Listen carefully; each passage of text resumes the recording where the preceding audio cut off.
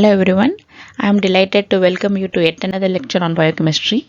Today we are going to see certain pearls of wisdom. These are the concepts which are generally confusing when you start learning all this, but believe me, they are extremely important and they are the ones which are generally tested in the exams. Let's proceed to our topics. So in this lecture, I will be clarifying your doubts such as during fasting state we do require energy, isn't it? So the acetyl CoA is formed, but from where is acetyl CoA formed during the fasting state? And the pyruvate is also that is a end product in glycolysis. That's what we have seen in our glycolysis lectures. After that, it is getting converted to oxaloacetate. How and why should it do happen in that way? I will also clarify why should acetyl-CoA activate pyruvate carboxylase, and even after activating pyruvate carboxylase and forming the product oxaloacetate, why does it redirect to gluconeogenesis? I will be addressing all these questions in this lecture. So now we will see how pyruvate forms oxaloacetate. So this is the glycolysis. Glucose gets converted to glucose 6-phosphate. If you want to refresh your glycolysis, I will provide you the link over here. So glucose gets converted to glucose 6-phosphate, and the glucose 6-phosphate gets converted to fructose 6-phosphate. Fructose 6-phosphate gets converted to fructose 1,6 bisphosphate. After a series of reactions, we have a phosphenol pyruvate, which finally gets converted to pyruvate. This pyruvate will form acetyl-CoA with the help of this enzyme pyruvate dehydrogenase. Once acetyl-CoA is formed, now acetyl-CoA requires oxaloacetate so that it can enter the citric acid cycle. Because the starting point for citric acid cycle is acetyl-CoA and oxaloacetate forms, and with the help of citrate synthase, citrate is formed. Okay, so now even though acetyl-CoA is formed, for it to enter the citric acid cycle, we need oxaloacetate. So how is oxaloacetate formed? Oxaloacetate is formed from pyruvate by the enzyme pyruvate carboxylase. So pyruvate carboxylase is the enzyme which converts pyruvate to oxaloacetate. So since acetyl-CoA requires this oxaloacetate to enter the citric acid cycle, acetyl-CoA will activate the enzyme pyruvate carboxylase. This is the thing. So how do you remember this pyruvate carboxylase? That is one clue. You have to remember that pyruvate climbs the carboxy ladder to become the oxaloacetate. And once this oxaloacetate is formed, how does it form? It forms because pyruvate carboxylase, as the name says, since it has climbed this carboxyl ladder, a carbon dioxide is added to it. And the pyruvate carboxylase has an important cofactor to it. What is it? That is the biotin. Once the oxaloacetate is formed, now the oxaloacetate can combine with acetyl-CoA and enter the citric acid cycle, or it can form a phosphenol pyruvate and enter the gluconeogenesis pathway. So to form the phosphenol pyruvate, it will lose its carbon dioxide to form phosphenol pyruvate. So this is how oxaloacetate is formed from pyruvate. And this is how acetyl-CoA helps in the formation of oxaloacetate. So here again we have this doubt.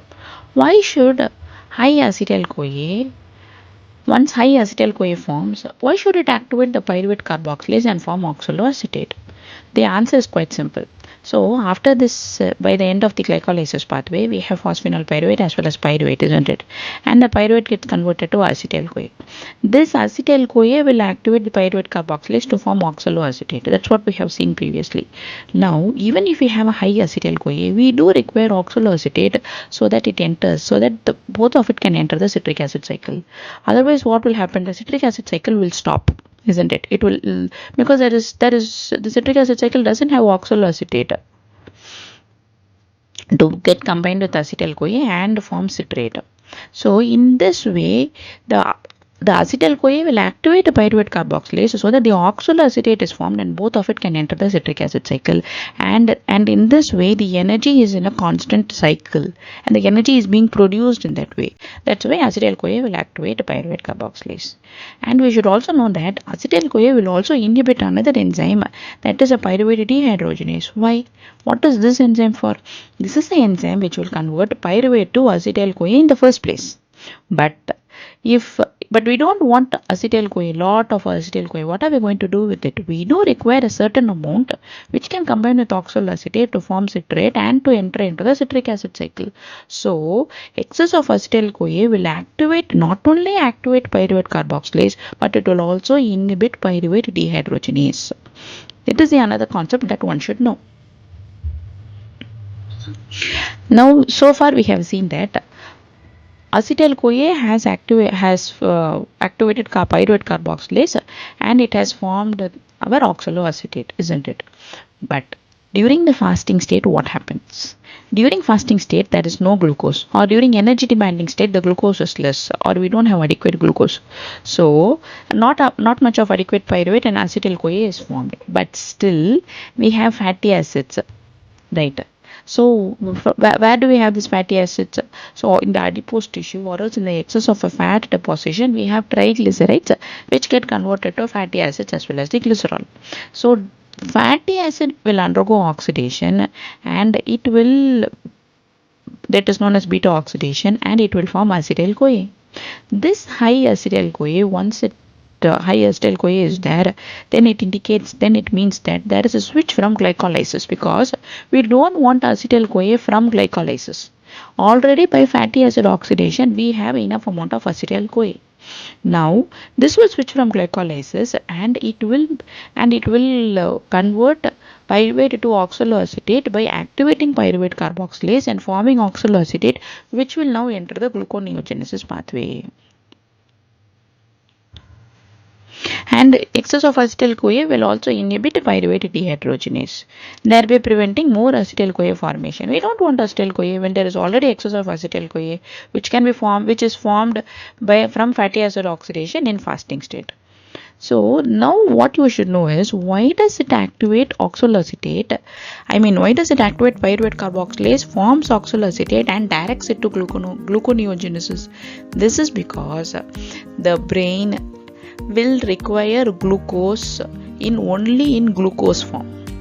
It cannot take energy in any other form. So even though the acetyl-CoA is high, even though it can enter the TCA cycle and form energy, the brain will require only glucose. So to satisfy glucose, acetyl-CoA helps in the formation of oxaloacetate and directs it to gluconeogenesis pathway, thereby forming glucose, so that glucose will be directed to the brain and the brain does not suffer